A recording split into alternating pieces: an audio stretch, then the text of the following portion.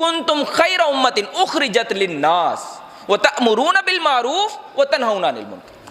تم بہترین امت ہو. تم بہترین امت اس لیے ہو کہ تم لوگوں کو دیکھتے ہو برا کام کرتے ہوئے فوراً ٹوک دیتے ہو, روک دیتے ہو. اور تم بہترین امت اس لیے ہو کہ تم لوگوں کو نیکی کا حکم دیتے ہو. اور یہ ہمارے لیے بہت بڑی فضیلت کی بات ہے امت محمدیہ کے لیے کہ یہ منصب ہم سے پہلے تک نبیوں تک تھا. بس یہ کام صرف نبیوں کا تھا کہ نبی ہی تمام نیکیوں کا حکم دیا کرتے تھے, نبی ہی تمام برائیوں سے روکا کرتے تھے. اور یہ ہماری فضیلت ہے کہ ٹرانسفر امت محمدیہ پہ کر دیا گیا, ہر فرد پر, ہر مسلمان پر, ہر کلمہ گو پر, کہ وہ جب بھی کسی جگہ پہ برائی کو ہوتے ہوئے دیکھے تو وہاں پر فوراً سے پہلے روک دیں. اب پھر اس کے بعد اللہ کے رسول نے فرمایا کہ ایک مومن جو ہے وہ کسی کو برائی کرتے ہوئے دیکھتا ہے لیکن ہاتھ سے روکے تو بہت بہتر ہے.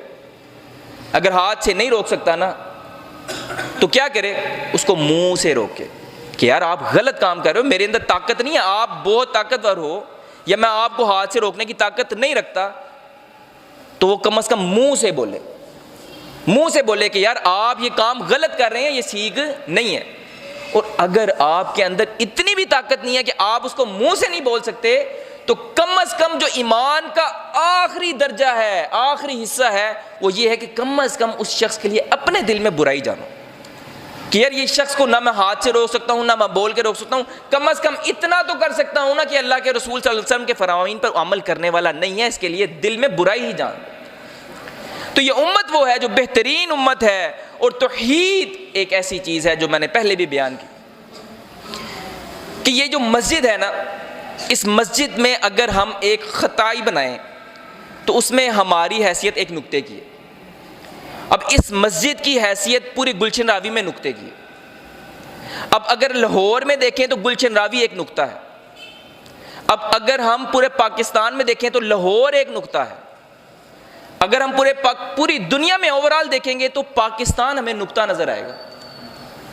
اور اس طرح سے کتنی ہی گلیکسیاں بن جائیں, کتنی ہی دنیا بن جائیں, ٹھیک ہے. اس کے بعد اگر ہم دیکھیں گے تو اس کے سامنے سورج اتنا بڑا ہے کہ یہ دنیا کروڑوں بار بن جائے تو اس کے اندر سمو سکتی ہے. پھر اس سے اوپر چلے جائیں تو چاند اتنا بڑا ہے کہ کروڑوں سورج اس چاند کے اندر سمو سکتے ہیں. اب چاند کتنا بڑا ہے کہ ستارہ اتنا بڑا ہے کہ کتنے کروڑ چاند ایک ستارے کے اندر سمو سکتے ہیں. اور اتنے ہی کروڑوں ستارے اللہ رب العزت نے آسمان میں سمو دی. پھر اس کے اوپر آسمان ہے اور آسمان کے اوپر اللہ رب العزت کا عرش ہے اور اس پر اللہ رب العزت مستوی ہے. اب اگر یہ سارے مراحل میں دیکھیں تو ہم تو پھر غائب ہی ہیں, ہمارا تو نام و نشان ہی نہیں ہے.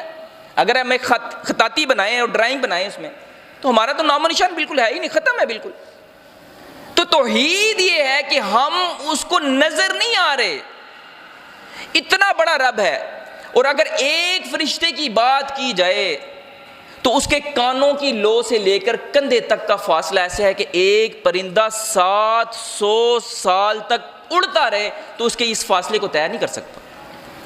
اور اللہ رب العزت جب کہتے ہیں نا اے فرشتو, بڑے پیار سے, کوئی ڈانٹ ڈپٹ کے نہیں, پیار سے بلاتے ہیں اے فرشتو, تو اس فرشتے کی حالت یہ ہے, ہیبت یہ ہے کہ وہ اتنا سکڑتا ہے, اتنا سکڑتا ہے, اتنا سکڑتا ہے, اللہ سے ڈر جاتا ہے کہ وہ ذرے کی مانند ہو جاتا ہے. اور جب ہم جس کی حیثیت ہی نہیں ہے, وقت ہی نہیں ہے, وہ شخص جب اللہ رب العزت کے ساتھ کسی کو شریک کرتا ہے تو اس کو کتنا غصہ آتا ہوگا کہ ہماری حیثیت ہی نہیں ہے اس دنیا کے اندر. یہ جو 5 فٹ 7 فٹ 8 فٹ کا قد جتنا ہم لے کر بیٹھے ہیں, کیا حیثیت رکھتا ہے اللہ رب العزت کے سامنے. تو کہا توحید جب انسان اس پر گامزن رہتا ہے تو پھر اللہ رب العزت کے ہاں فرشتوں سے بھی افضل بن جاتا ہے. کیوں اللہ رب العزت نے کہا, کیوں اللہ رب العزت نے انسان کو بنایا, آدم کو بنایا؟ فرشتوں نے تو کہا تھا کہ اللہ کیا ضرورت ہے تیری, یہ انسان کو تو بنا رہا ہے, یہ زمین پر فساد کرے گا, برپا کرے گا, خون بہائے گا, اسی طرح ہر برا کام کرے گا, کیوں بنا رہا ہے تو؟ تو اللہ رب العزت نے کہا جو میں جانتا ہوں وہ تو نہیں جانتا.